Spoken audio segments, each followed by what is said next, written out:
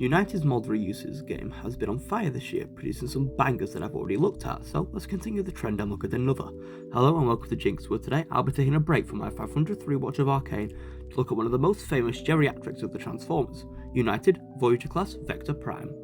Now, off the bat, this is a remodeled Jaxus. I wasn't the biggest fan of Jaxus and his mouldy crotch, but Vector is a different story. For starters, he isn't decaying as soon as you receive him, but he comes with a sword, which can elevate a figure tenfold. He still has the exposed wires of his mould mate, but they suit the design as is an ancient Cybertronian, one of the original 13. Yes, it would have been great to see cogs there, but waves are given budgets, not entire figures, so it's fine in my opinion.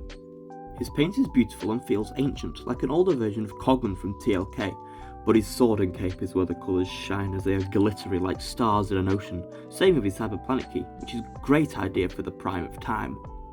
Now Vector's articulation is obviously the same as his mouldy mould mate.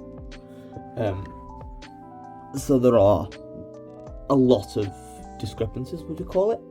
Like terrible ideas taken, I think, and it's kind of due to the shoulders. But we'll get onto that when we get onto that. So obviously the head is on a ball joint. Very nice and expressive for an old man. Shoulders, obviously, they are hot rod or trigger happy shoulders depending on who you watch the most. Which is very annoying, but you can move them out to the side if you want to cheat it, but it doesn't really help many poses. There's a bicep swivel, you can move the shoulder pads in, but that's mainly for transformation. He does have more than 90 degrees bend at the elbow. He does have obviously wrist swivels. For some reason the sword can also bend, which I have no idea why. The hands are articulated, which is obviously a carryover from G-axis.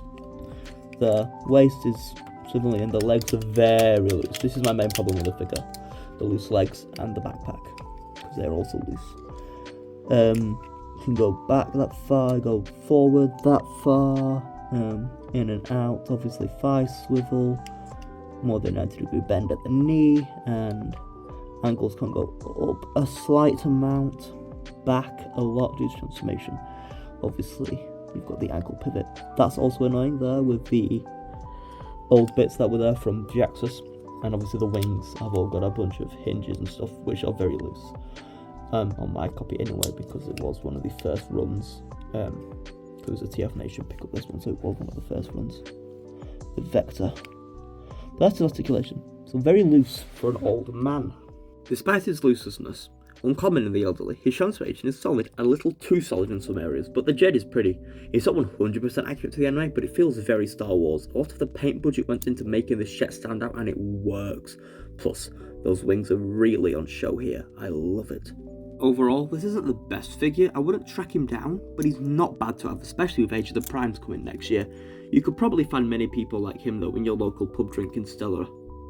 Been Jinx, and this has been my look at Transformers Legacy United Voyager class Cybertron Universe Vector Prime.